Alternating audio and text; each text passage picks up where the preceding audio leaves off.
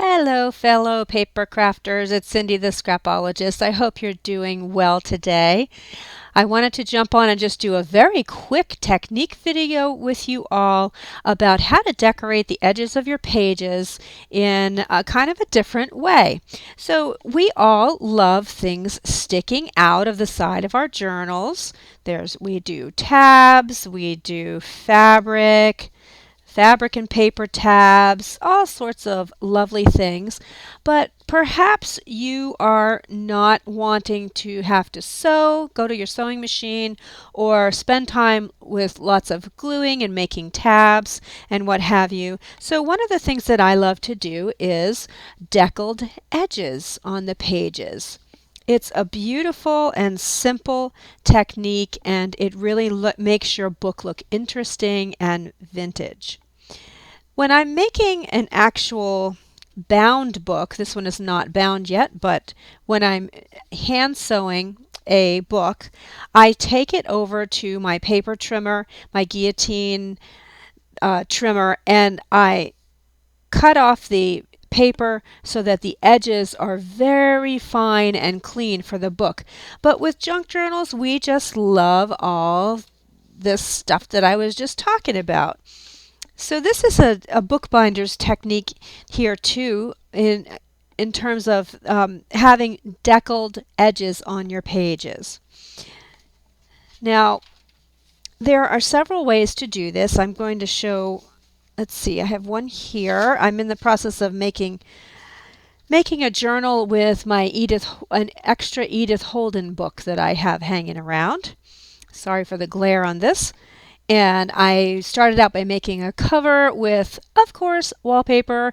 And this wallpaper kind of looks like snakeskin. I love it. And I'm in the process of coming up with a poem and a digital. It's going to be called The Silent Whispers of the Trees. Fall is coming here in Maine. I always get inspired by our beautiful foliage. People come from all over the world to see around mid-October to see our foliage here, and I'm always inspired by that, and I go around and collect leaves and put Mod Podge on them. This is one from last year, and it's preserved beautifully. So that's what I'm doing. And I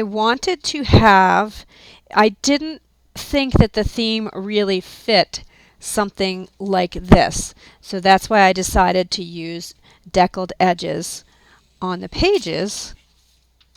And you can have it stick out or not, but it can, of course, that's a little bit of an exaggeration, but you can have some of it sticking out. When you open it up, you have different layers. So the first thing that you want to do is just simply create a torn edge. There's all kinds of ways you can do that. If I have the We Are Memory Keepers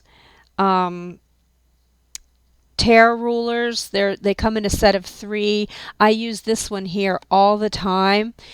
I don't buy a lot of things, tools and gadgets, but this is one of the things that really comes in handy if you have it in your craft room. You can make your own by taking a regular ruler and a file and just filing down some edges so you can make your own. You also can distress the edge of your paper just using a couple of a nail file. I have a couple of these that were actually designed for scrapbooking. I don't know why. I think these were given to me. They're a little more longer lasting than a regular emery board, but you can just go down through like this, but I can't do it because I hate that sound. I hope that didn't bother any of you and you didn't just go off running. But I don't like that sound. It's like fingernails down a chalkboard for me. So yeah, I don't do that. I also have this other gadget that my mother gave me from Prima, and it has a metal emery board, a coarse one and a fine one. And it also has a razor blade right here, and you can go down through like this and distress the edge. And then on this side there's actually a wire brush.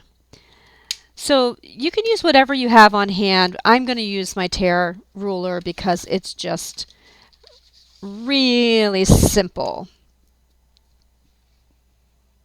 Oh, and let me say too, you want to have these be gradually getting shorter and shorter so that you can see them all. You don't have to, but that's the way I like to do it. So what you do is you take your outside one first and do that. Then lay your second sheet down. Figure out where you want to tear it so that it's going to show. Tear that, and you just keep going, so on and so forth, and until they get shorter and shorter. You can make them short all the way up to here if you want. It doesn't really matter, and then that would make a really nice side pocket. So the first thing I do, I'm just going to show one, is use my tear ruler. See how easy that is? And then I just take any color stamp pad.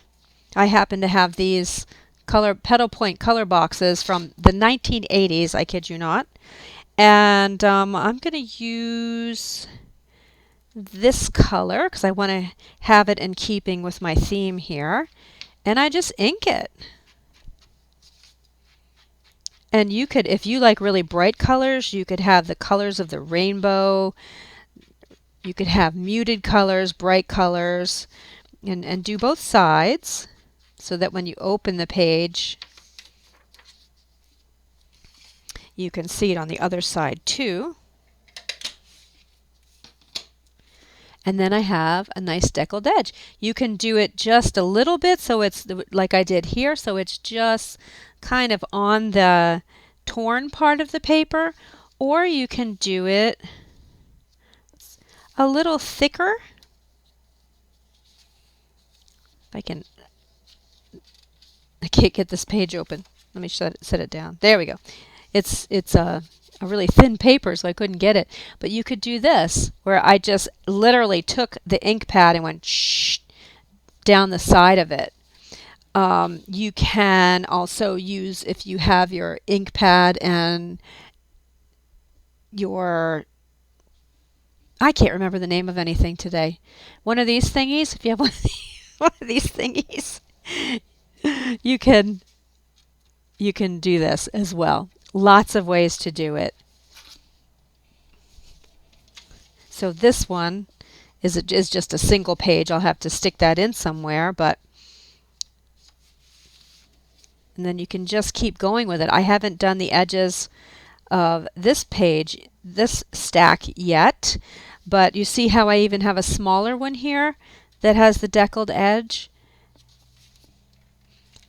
And it just looks gorgeous and gives your book a lot of interest. So I hope you have fun with this technique. I'm going to be showing some little videos as I go along with my new journal I'm working on, Silent Whispers of the Trees. I'm developing a digital to go with this, and I hope you stay tuned. I'll talk to you later.